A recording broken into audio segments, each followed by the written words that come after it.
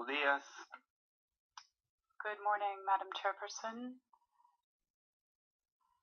I'd like to extend a warm greeting to all representatives of Indigenous peoples from around the world on behalf of the Indigenous authorities and officials of Guatemala.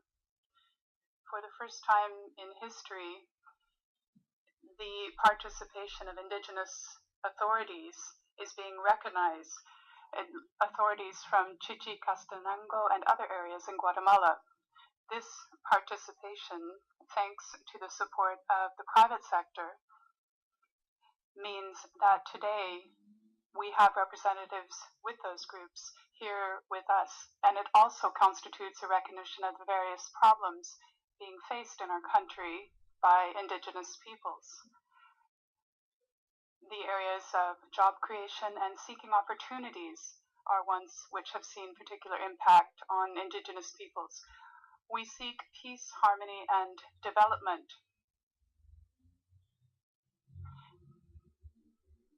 And this is why, in areas where Indigenous authorities are operating, we have seen that there is a lower level of violence, and I think this is a good example of good governance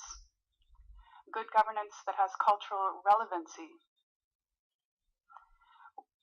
We have worked a great deal on the Mayan justice system as well in Guatemala, on our ancestral justice system. We have worked to guarantee peace without causing injury to any of the parties involved in a conflict. We have worked on the basis of equality and on providing reparations for damages.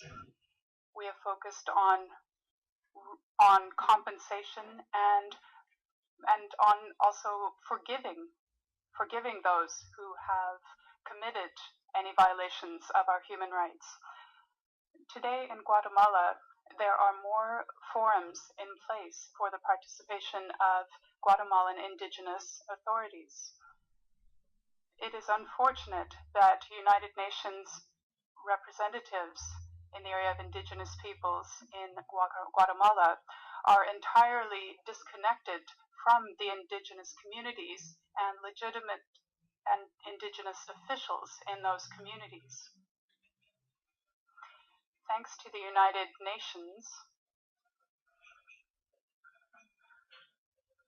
we have seen the development of a number of instruments such as ILO Convention 169, and we will continue working to forge peace in Guatemala and among its Indigenous peoples. Thank you very much, Madam Chairperson.